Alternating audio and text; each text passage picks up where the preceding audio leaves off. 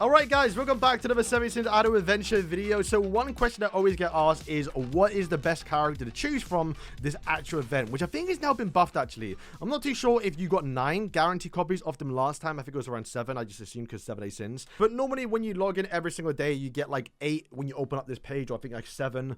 And if you did it every single day until the final few days, you pretty much guarantee got enough copies, or at least currency, to do one full rotation on one actual character, assuming you hit pity, which is because you have to do all the other tiers below to get the guaranteed top one, which is obviously what you want. But I guess you now buffed it because you now have this little event here too, where you get 14 per day. And I think on top of the 8 you get normally, that means you get literally, what, 20 per day?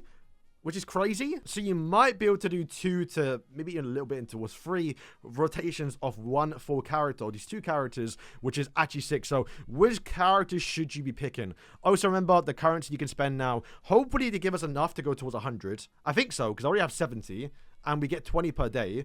So you might get upwards like 200, which you get into like 10k diamonds. This is probably the most important one, the expedition compasses. So you can actually get 2 extra runs. So you can get 2 runs and get 2 more copies of Meliodas, the new, obviously, a transcendence one. If you can get this too, just be sick. But you have to spend money for that one, because there's 10 days left. If you're getting 20 per day, you're getting 200. So you get 270. I think I'll maybe miss a few currencies. So you're definitely going to go towards this one here. I don't think you're going to get there. You have to pay a bit of money to get that one. But yeah, let's start off with the first character. Now it's Gopher. Is he worth summoning? Don't think so. Or like pulling for him, right? He's one of the oldest characters at this point, right? I think it's been 4 months since he's been out. So you can see, for me, and maybe most of you lot, might be one of the highest duped out characters on this list in comparison towards the other ones we're going to talk about later on. I don't say the character's bad, but like he's not like a must-have or must-need. I think obviously right now dupes are important for characters that are missing a lot in PvP, or not PvP, but missing a lot when it comes to like actual story contents where you actually can't even use the character. Where Gopher, most people can probably use him, so I wouldn't worry too much about Gopher. Like I say, not to say he's bad, he's definitely really good, and probably even got a little bit better now with the Merlin pulling characters closer towards the center, so his actual blackout is hitting more people. But this is once again a character that you don't really feel the value of him, because he's a PvP character a little bit by lowering the energy gain. Like, you're not noticing that. Silencing, you're not going to say, yo, I won this game because of Gopher. I will say you do notice this one a bit more too when it comes towards Tower Trials, because you can actually load attack on like an Esterosa, so he's not absolutely wiping at his team. But there are other ways to deal with that now, I think, like Elizabeth, for example. And yeah, this did hit everyone, especially in like Tower Trials. There was people like all like around the back and left. It was hard to hit all of them, but like I said, say Merlin being a bit better now in the game where you can pull him in. He's got a little better, but I wouldn't say I wouldn't chase him, right? I mean, you can see right now, I would like the copies. I'll get enough to probably awaken him, which wouldn't be too bad. But there's a reason why he's won. Going on to number 2, though, is the new light Escanor, right? Now, this one, I think, for most people, might be the second best choice, right? Because right now, I think for Escanor, a lot of people, you probably summon for him. If you did, then he might be around 6 or 7 star. You may have gotten a few copies of him because he's been in the banner for like a month or 2 months now. So you probably gotten him upwards to at least where I'm at a little bit, which is around, you know, 8 star. And if you actually want to use this character, you probably want to get like a 1 or 2 more stars off the character. So getting those few extra copies might give you an awakening, which means you might be able to actually use the Escanor. Also, you do have the option of now getting the heart pounding box, which I think is just a bit of a better box in comparison towards the actual normal ones. Like, you always get these.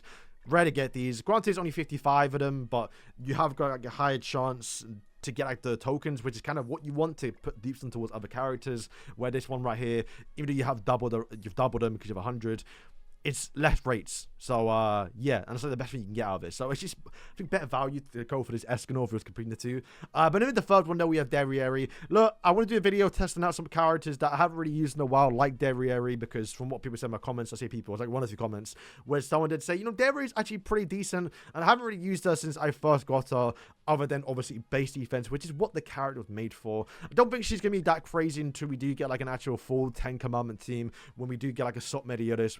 But we do know that Escanor is probably likely or at least our actual anniversary character, the one Escanor. So we're probably not gonna get a Swordsman Meliodas for at least 3 to 4 months. So, you know, no rush, right? I mean, mine's already like, what, 9 star. I'm not in a rush to get these extra copies. We'll get there eventually, right? Plus, if they do a Swordsman Meliodas and he's like a grand summon banner, they might just do like a full 10 commandment banner. like how they did on Grand Cross. We have to wait and see. But yeah, no rush into getting Derrieri. I don't think she's going to make or break the count. But what will really help your account is the actual Bond. Now, one of the newer characters, and one where his accuracy does matter. So he's like one of the best ultimates in the game, if you think about it a little bit, and that is the Heart's Destruction. He does his ultimate, which is going to apply this debuff. However, this debuff is permanent. It doesn't remove unless you cleanse, which most of the time they don't cleanse. And you're able to stack this up to 3 times, and increasing final damage by 20% is already permanent, already a lot to be honest. And doing that upwards to 40 to 60% is crazy. Now, the only bad thing about Bond is, I think for most people, is he's just low dupe level, and if he's a low dupe level, he's got really low accuracy, and if you want to use him when you want to use him in nightmare stages, he is going to miss quite a bit. Now, for me right now, I'm doing okay. Granted, I'm a little behind on nightmare stages. I can definitely push a lot further. Like you see, I'm clearing for it really, really easy. But it is definitely because, I mean, you can see we had like 50% there. Let me take Bond off. I mean, we're doing it, right? But it's not like 50%.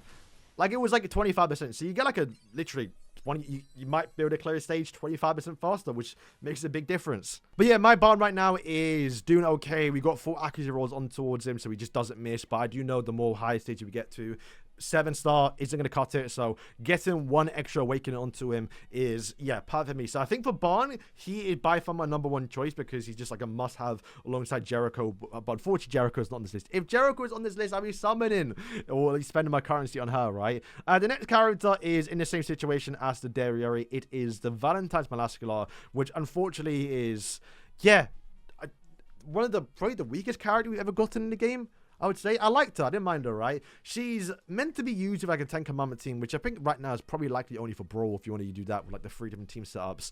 But yeah, right now she resets cooldowns a little bit like Gopher, but you get accuracy, which is terrible. It should have been a really like an actual buff to do more damage, but it is a buff, so you do get that little passive buff with Zeldris, so she does obviously work, and you do get the Veil buff as well on the actual special skill that heals and applies the Veil buff towards the lowest HP ally, which is normally your tank character. And I will say, I did notice it. It was very powerful a little bit in like Tell Trials when we put it on a draw, but it's not a must-have. I think that's the most important thing, right? I'd say right now, she's definitely, like I say, meant to be used, probably likely if we do get 10 Commandment, Swordsman Meliodas, and he's meant to be used on a 10 Commandment team like how he was on Grand Cross, and at that point, you're kind of forced to use Melascula, because she's like one of the better support characters for that team then at that point. So, yeah, 3 to 4 months before we get a Swordsman Melee, so no rushing towards that one, wouldn't do it. Then we get the final character, which is the actual Swordsman Meliodas, who literally just got added like a month ago now, so kind of cool, but I think with... I mean, look, you can use more melees on one team, so you can't look at it as like, oh, you already have like good melees because you can still use him. But it was pretty decent. Once again, we have to see his full power, but like this actual ultimate did surprisingly, like we can put him in towards actual Tower Trials, right? And for the low dupe level we used him at, he was surprisingly decent. I mean, I got him up front because I was testing his actual, you know, special skill of like reducing damage. Because if you don't know, he gets like the buff where you can only take 1 damage. But if you look at his damage, it weren't bad. Like, you can see it's doing more. Well, actually, Escanor hasn't ulted just yet. When Escanor ults, well, I think we're silenced, though. Yeah, Escanor does more. Obviously, Escanor's crazy deep out, though, right? Kind of just broke my game there. But, like, the damage for, like, 6-star wasn't too bad. Like, he actually does really, really well. A little bit of a tanky character because he does get fixed HP at 1. But if he gets up-duped, yeah, he might be really, really good. You can see he's got max passive as well. It's not max. It's max out of 10, but it does 9. So I think Melee, especially because you got the Heart Panda boxes too, might be like my second choice because he's just one of the newer characters.